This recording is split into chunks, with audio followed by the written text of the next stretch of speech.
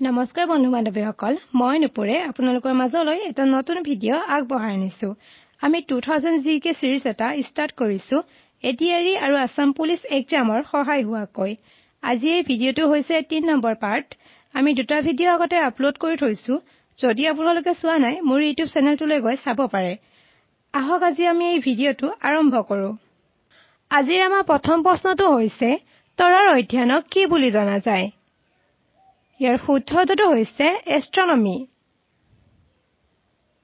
ইয়াৰ পিছৰ প্ৰশ্ন কাবেৰী নদীত কোনটো ডেম নিৰ্মাণ কৰা হৈছে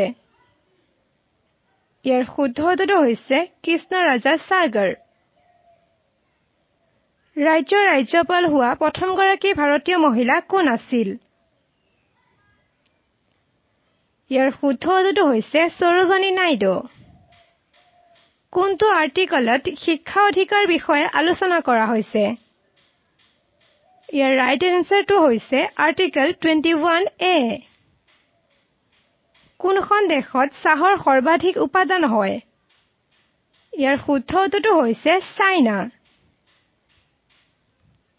বৈদ্যুতিক ফিউজ তাৰত ব্যৱহাৰ কৰা ধাতুবিধৰ নাম কি ইয়াৰ শুদ্ধটো হৈছে টিন লেড অলয় ইয়াৰ পিছৰ প্ৰশ্ন ভাৰতৰ কোনখন ৰাজ্যই সৰ্বাধিক ধান উৎপাদন কৰে ইয়াৰ ৰাইট এনসাৰটো হৈছে ৱেষ্ট বেংগল ভাৰতৰ জাতীয় ফুলবিধ কি ইয়াৰ শুদ্ধটো হৈছে পদুম কোনটো গেছক লাফিং গেছ বুলি জনা যায় ইয়াৰ ৰাইট এনসাৰটো হৈছে নাইট্ৰাছ অক্সাইড বুকাৰ বঁটা লাভ কৰা প্ৰথমগৰাকী ভাৰতীয় কোন আছিল ইয়াৰ শুদ্ধটো হৈছে অৰুন্ধতী ৰয় কোনখন কমিটিয়ে ভাৰতৰ পঞ্চায়তী ৰাজ ব্যৱস্থা পৰামৰ্শ দিছিল ইয়াৰ ৰাইট এনসাৰটো হৈছে বলৱন্ত ৰায় মেহতা কমিটিয়ে বিজ্ঞানৰ নোবেল বঁটা লাভ কৰা প্ৰথমজন ভাৰতীয় কোন আছিল ইয়াৰ শুদ্ধটো হৈছে চি.ভি. ৰামন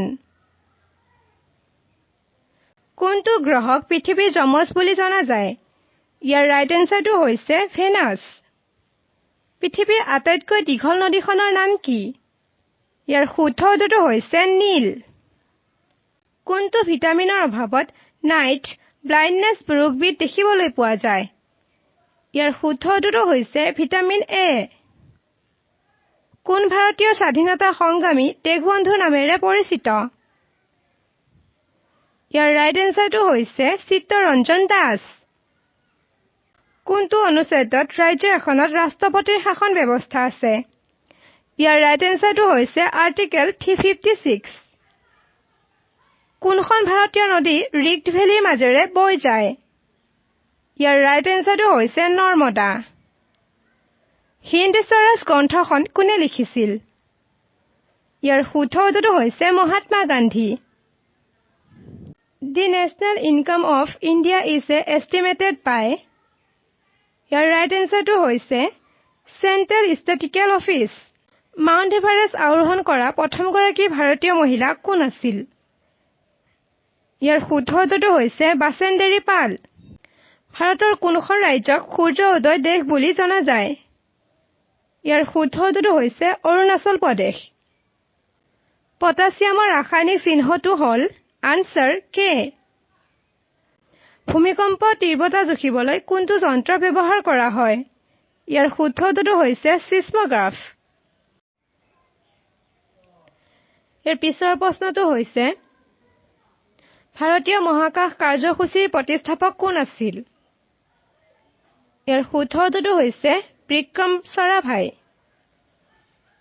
কোনখন ভাৰতীয় নদীয়ে বিশ্বৰ ভিতৰতে সৰ্ববৃহৎ বৰদ্বীপ গঠন কৰিছে ৰাইট এনসাৰটো হৈছে গংগা ব্ৰহ্মপুত্ৰ কোনটো ভিটামিন পানীত দ্ৰৱীভূত হৈ থাকে ৰাইট এনসাৰটো হৈছে vitamin C doctrine of lapse কোনে প্ৰৱৰ্তন কৰিছিল ইয়াৰ ৰাইট এনসাৰটো হৈছে লৰ্ড ডেলহাউচি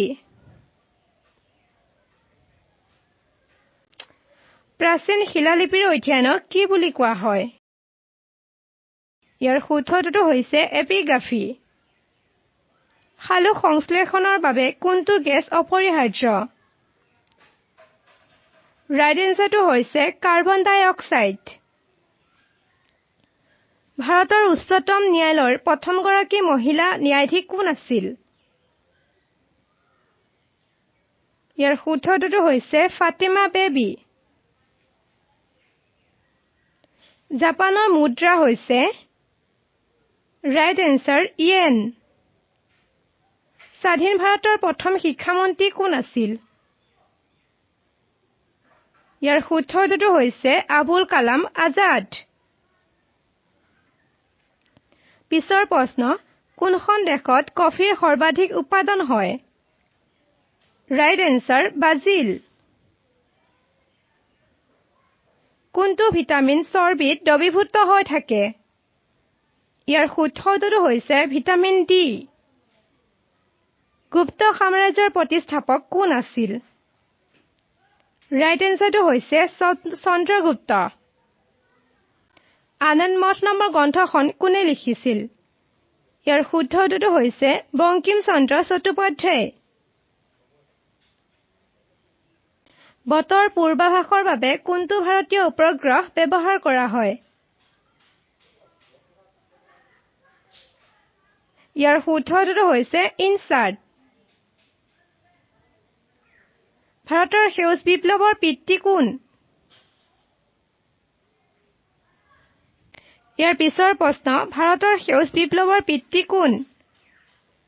ৰাইট এনচাৰটো হৈছে MS. Swaminathan.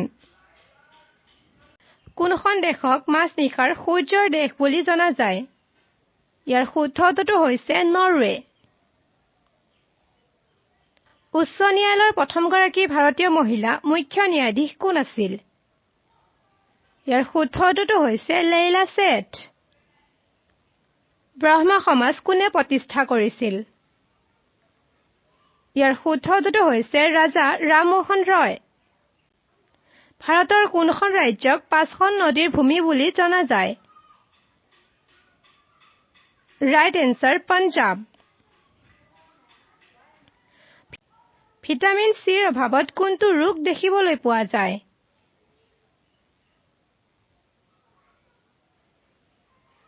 Right answer scurvy.